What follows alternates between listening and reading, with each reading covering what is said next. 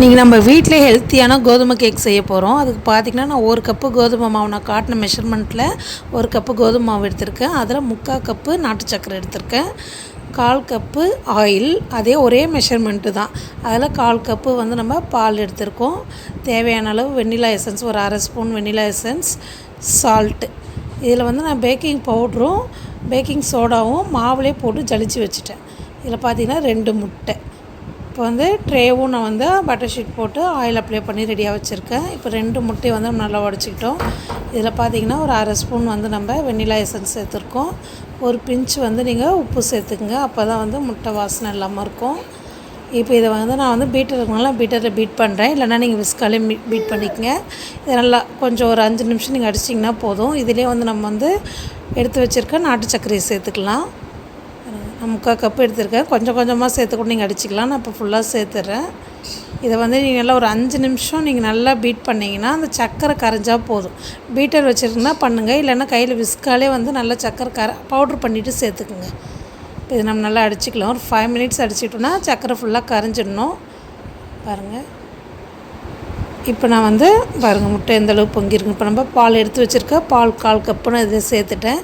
இப்போ நம்ம மிக்ஸ் பண்ணி வச்சுருக்க மாவு இதிலே பேக்கிங் பவுடர் பேக்கிங் சோடா சேர்த்துட்டேன். 1 spoon baking powder, 1/2 spoon baking soda. இப்போ இது எல்லாத்தையுமே சேர்த்து நம்ம நல்லா ஒரு 5 மினிட்ஸ் நல்லா பீட் பண்ணிக்கலாம். பாருங்கள், இந்த கேக் ரொம்ப சூப்பராக சாஃப்டாகவும் இருக்கும், டேஸ்ட்டு சூப்பராக இருக்கும். பாருங்கள், இப்போ எந்த கன்சிஸ்டன்சியில் இருக்குது பாருங்கள். இப்போ நம்ம எடுத்து வச்சுருக்க ஆயில் சேர்த்துக்கலாம்.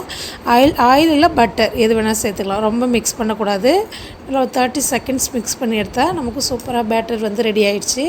இப்போ நம்ம பட்டர் ஷீட் அப்ளை பண்ணி வச்சுருக்கோம்ல, அதில் நம்ம ஊற்றிக்கலாம். இதை பாருங்கள், இவ்வளோ சூப்பராக இருக்கும் பட்டர். பாருங்கள், இது நீங்கள் நம்ம ப்ரௌன் சுகர் தான் யூஸ் பண்ணியிருக்கோம். நீங்கள் நாட்டு சக்கரை யூஸ் பண்ணாலும் பண்ணிக்கலாம். ரொம்ப டேஸ்ட்டு சூப்பராக இருக்கும். இதை போட்டு நம்ம பாருங்கள் ரெடி பண்ணிட்டோம். இப்போ நான் இது ஓவனில் தான் வைக்கிறேன். ஒரு 25 மினிட்ஸ் நான் இதை பேக் பண்ணி எடுத்துகிட்டு உங்களுக்கு காட்டுறேன் எப்படி இருக்குன்னு. பாருங்கள், அவன்லேருந்து நம்ம எடுத்துட்டோம். கேக் பாருங்கள் கொஞ்சம் கூட ஒட்டவே இல்லை. இப்போ நமக்கு கேக்கு சூப்பராக ரெடி ஆகிடுச்சு.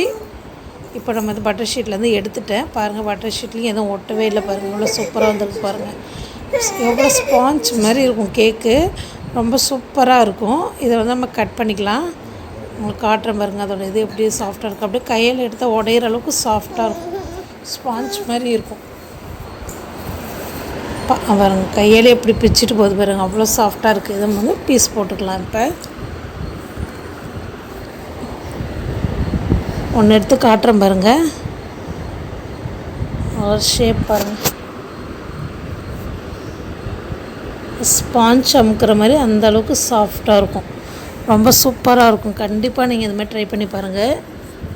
ஹெல்த்தியாக நம்ம அழகாக வீட்டில் இருக்க பொருளை வச்சு சரி. இதை கடாயிலையும் நீங்கள் செய்யலாம்.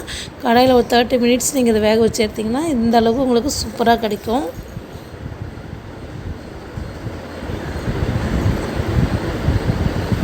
கண்டிப்பாக இதுமாதிரி நீங்கள் ட்ரை பண்ணி பாருங்கள். ட்ரை பண்ணி பார்த்து மறக்காமல் கிஷோர் குட்டி சேனலை சப்ஸ்கிரைப் பண்ணுங்கள், லைக் பண்ணுங்கள், ஷேர் பண்ணுங்கள். Okay, thank you.